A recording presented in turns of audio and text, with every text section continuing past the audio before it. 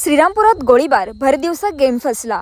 श्रीरामपूर शहरात आज दुपारी 1च्या सुमारास गोळीबाराची खळबळजनक प्रकार घडला आहे। रिव्हॉल्वर काढलेली समोरच्याने पाहिल्यामुळे या ठिकाणी भरदिवसा करवायचा गेम फसल्याची जोरदार चर्चा सुरू आहे।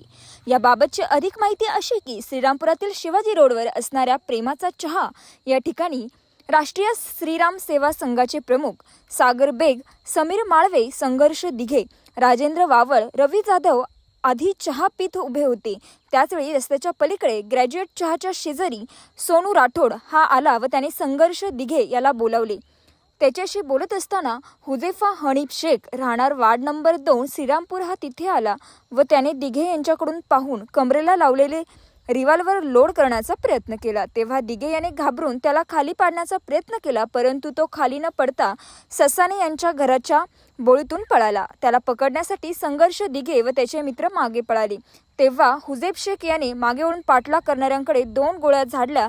सुदैवाने त्या कोणाला लागल्या नाही। या ठिकाणी पळताना तो खाली पडला, मात्र लगेच उठून तो चपळाईने फरार झाला। दरम्यान ससाने यांच्या घराजवळ आमदार हेमंत ओगले हेही होते। त्यांनीही पाठलागचा हा थरार आपल्या डोळ्यांनी पाहिला।